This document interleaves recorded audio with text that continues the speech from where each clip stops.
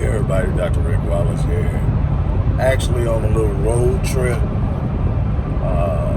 Do a little daddy time today, so I'm on a little road trip that I want to take a little time to talk to you about the police shooting the UPS driver in the process of having a shootout with two suspects from an attempted robbery from the information that I've been able to gather so far.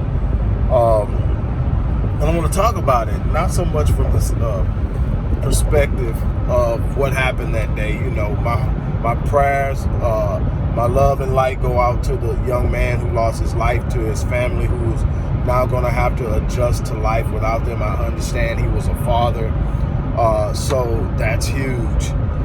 It's tragic and it's traumatic. And while, you know, that definitely needs to be talked about, because there are a lot of things that could have been done differently, but I'm not surprised by it. So I want to talk about something a little bit more in depth on that, and that is the long-lasting effects of innocent people or unarmed people being killed by police and the impact it has. Before I get into it, I want to remind you that we definitely need your support. There's an ongoing fundraiser that's been going on now for nearly a year. We're definitely behind. I'm not going to go into numbers, but we are extremely behind. We haven't covered what the goal was for the first quarter. We haven't covered all of that yet, but we're still pushing on. We're still doing the work we're going to be doing, and that's great, but we need your support. Now, let's talk about this. There is several studies out. One study came out, said that there was a connection between the killing and the shooting of unarmed black men and the health of young black babies. And it connects it to, they did a study basically where they pulled up all of the informations for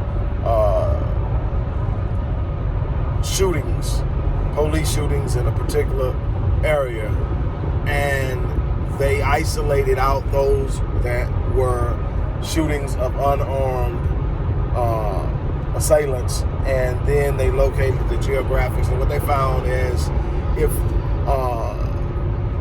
a mother was pregnant at the time that a shooting of an unarmed black man took place within 1 mile of where she lived, it had a negative impact on the pregnancy. The baby would be born underweight, which comes with other risks. It was a lot of things going on to it. Now, I've been talking about this for years, because there's always been the argument, well, when you look at everything in a bigger perspective, the number of black men killed based on how many black men it is in America, it's not that big a deal. Just like with lynching, they weren't killing off a large portion or percentage of blacks, relatively speaking. They were killing them at a rate that was sending a message, and it was a terroristic exercise. It wasn't meant in and of itself to destroy blacks. It was meant to cause negative impact, to create terror, to create fear, and all the circumstances and consequences that come with it. And I talk about this in many different ways over the years. I've talked about this, that the killing of a unarmed black man is traumatic. That traumatic event is experienced in the body. The body literally keeps the score when you have traumatic events. It's not just a mental issue. It's not just a memory. It's an entire physiological experience. And in that physiological experience, a lot of different things happen. And children are more likely to be violent in areas where there have been an a shooting of an unarmed black man. They will have a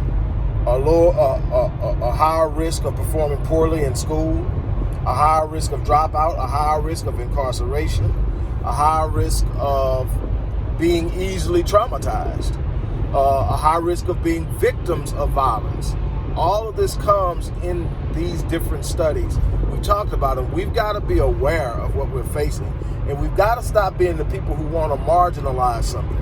And for the people who are always jumping up talking about, well, what about all the black people killing black people?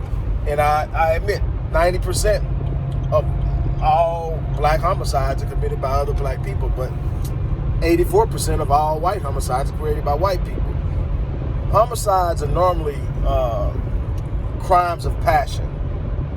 And you normally have these types of issues and situations in areas when you're around people all the time. Most black people live around black people, so you're going to have that. Most white people live around white people and deal with white people or related to white people, and you have that, and that's in every race group. So that's that part of it. But the other part of it is people you would swear act like and believe that fighting to end and stop the police brutality in the black community, police shootings of unarmed black men in the community is mutually exclusive when addressing the issues of violence in the black community. And I argue they are not mutually exclusive. You can actually have a concern about both. You can actually fight the battle against both, and you can be influential against both. In fact, we're going to have to. We're going to stop marginalizing something and go, yes, we do have an enemy within. Yes, we do have issues we need to deal with, but we don't have the luxury or the latitude to sit up and say, well, we can't really worry about what policemen are doing because it's having a far-reaching effect outside of simply taking the life of an individual. It's having a negative impact psychologically, sociologically, economically, on the entire surrounding area, up to a mile of where that takes place.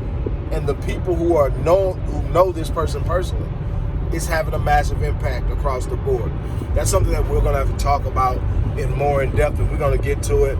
I'm going to share a link to an article that breaks down just this one study about the infants' health, but that's so much more to it, and I'm over time going to get it all to you.